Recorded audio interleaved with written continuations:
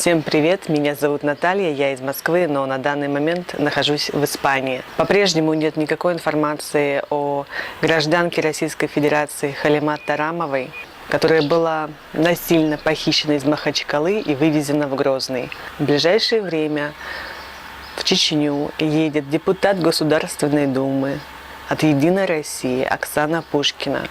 Я прошу всех небезразличных людей, пожалуйста, напишите Оксане в Инстаграм, чтобы она обязательно помогла Халиме. Пишите депутату Государственной Думы Шамсаилу Саралиеву. Только с помощью сильного общественного давления можно изменить ту ситуацию, которая произошла. Только с помощью борьбы с мракобесием, с дикарями и с насилием можно предотвратить погружение России в окончательное беспросветное средневековье. После просмотра этого видео я надеюсь, что у всех тех, у кого есть мозг, в первую очередь, эмпатия, все те, кто мне пишут и спрашивают, почему я так впрягаюсь за эту девушку, поймут, почему я это делаю. Сейчас вы послушаете девушку, которой, в отличие от Халимы, повезло сбежать от насильников и мракобесов. I was born and raised in Islamic Republic of Iran. And it's very important to always say Islamic Republic of Iran. Reason for that, I come from a country with a very beautiful culture, a very beautiful history. But in 1979, an Islamic revolution took place, and my birthplace went from what was known as mini America in Middle East to Islamic Republic of Iran. Within 90 days, every single right and freedom was taken away from especially women. Within 60 days of the revolution, it was mandatory for every single woman to wear the hijab. Mandatory, not a choice. And it wasn't because back then the former supreme leader of Iran, Ayatollah Khomeini, just wanted to do this. No, it was mandatory because in Quran, it is mandatory. In Quran, it has been mentioned and it has been said, "Oh Muhammad, tell your wives," not wife, wives, and the believing women to cover themselves and wear part of their headscarf down to their chests, so they will be known and not be abused. Based on that, if you don't wear the hijab in Islamic countries where Sharia rules, you might be abused, and you are at fault for that.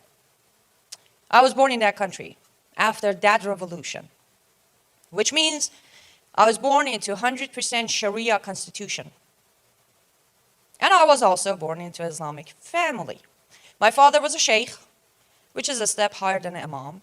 And my mother was a teacher of Quran. And also she would teach other women how to be a devoted Muslim woman. I lived the first 15 years of my life in Iran. I escaped. I came legally to America.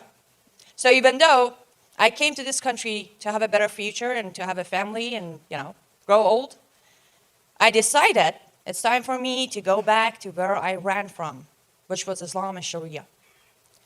Because if I don't come out and if I don't tell you that at age 9 in my country, they put a white burqa, for those of you who may not know what is a burqa, it's the one that looks pretty much like a trash bag, covers the whole thing, just see the face.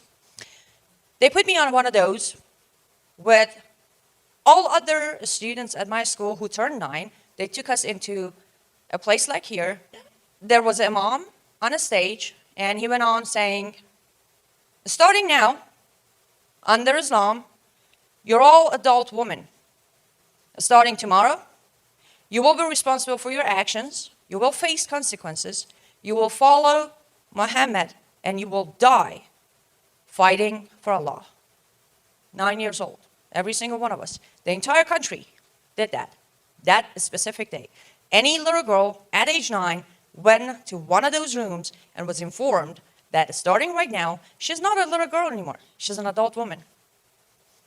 Oh, important part. You also will get married if your father decide for you to get married. If I don't stand here and I tell you, my father decided for me to get married, and he sold me when I was at the end of my 13, getting close to my 14, to a man, and in return he received $50. He received American dollar, and a worth of a month of opium use for his use. If I don't tell you this, you would most probably think child marriage or child bride is a cultural thing. No, it isn't. It's an Islamic thing. It is authorized by Allah and practiced by the perfect man, which is Muhammad. He had a wife who was 6 years old. Well, yes, he didn't consummate the marriage until she was 9. And because in Quran Allah said, we sent you Muhammad the prophet, the perfect example of a man, so you do what he does. To this day, a Muslim man can marry a little girl as young as an hour old and can consummate that marriage at age 9. I was close to my 14, but I can tell you, it doesn't matter. I could be 9, I could be 5, I could be 14. The worst part of it is the feeling when you stare at your father. But I had a father who handed me to this man to make Allah happy. Not only he didn't protect me, he put me purposely on harm's way. And if you think my father was the only man who decided to do that, no. In average, every single day, between 5 to 7 little girls are being sold in Islamic countries. Every single day. Because there are so many people who want to believe that there's a heaven for them. And if they sell their little girls to a man, they will buy a spot for themselves there. I personally don't believe in that heaven. Technically, I'm not an ex-Muslim. By definition, they call me ex-Muslim because I was born in an Islamic country. In an Islamic country, you don't have a choice. When you're born, they will stamp your birth certificate as a Muslim. But when on that day at age 9, in that room, when the Imam was done talking, they got us all up, said, say the Shahada. Shahada is when you officially convert to Islam and you basically admit that there's no God but Allah and Muhammad is the only prophet. I didn't say it. There was too many people talking. Nobody noticed I'm not saying it.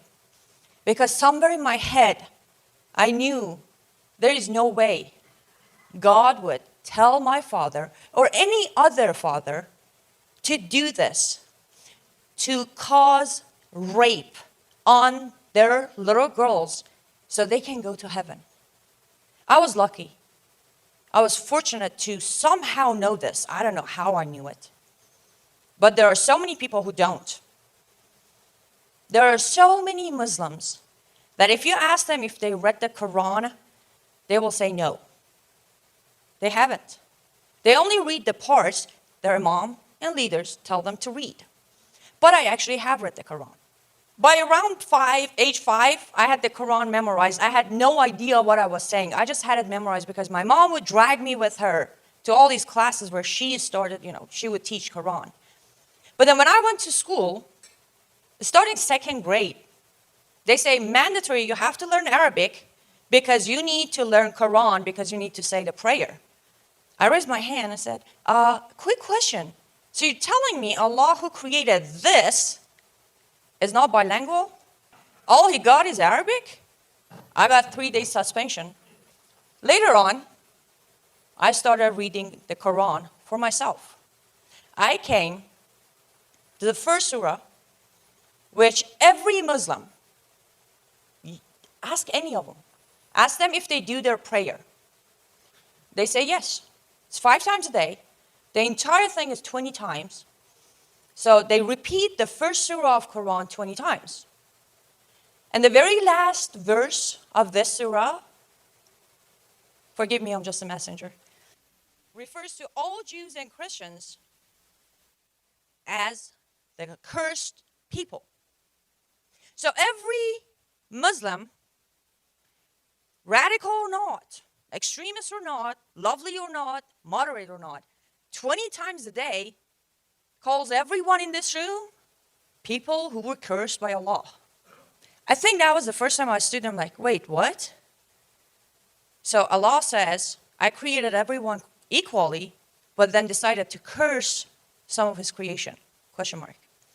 Moving forward, when my father sold me, it took him 5 minutes to sell me, 5 minutes.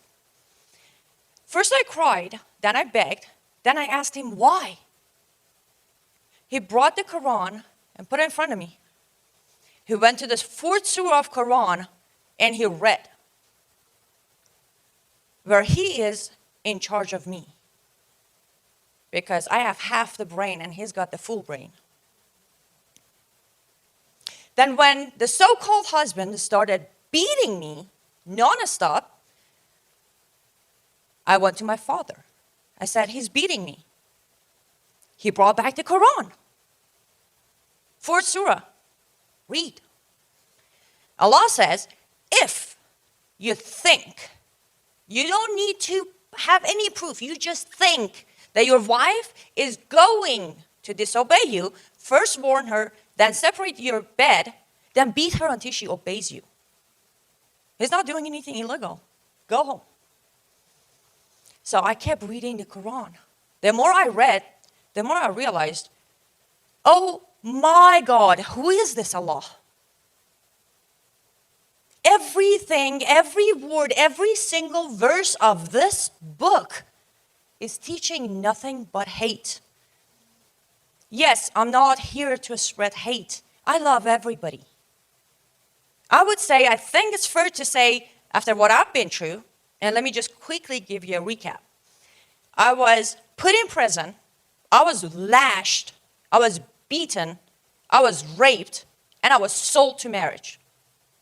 I think after all that, by age 15, I would have every right to hate everybody. But no, I want to love everybody. But the problem is, how do I love someone who is reading this book, where the book tells him to sell your daughter, to beat your wife, and also, by the ways, just in case if you're not happy with one wife, you can get the second one, third one, hey, get the fourth one. An unlimited rental wife, also known as, sex slaves. How can someone read this book and expect me to love him? Because he doesn't love himself. Where does love come from? I gotta love me before I can love you. And if this man is willing to follow these orders, it's impossible for him to have any love for himself. So, again, I don't hate them. I pray for them. I do. I talk to many of them. Those who tell me they have never read the Quran, I actually tell them, please do me one favor. And I will also ask you, please grab the Quran, and I don't expect you to go through the whole thing. Just read the 4th surah of Quran. It's called An-Nisa, the woman. 176 verses. Allah took the time to have a full surah to tell a man to count a woman as nothing. No respect. Nothing but a property like I was. I was nothing but a property to my father. That's why he sold me. Read that surah and do what I do. When you talk to a Muslim, ask them if they read that surah. If they haven't, advise them to read it. Because any human, anyone who reads that surah will come back asking questions, which is not allowed in Islam. Because I did. I asked questions, and I was left with a lot of bruises and a lot of broken bones. You're not allowed to question.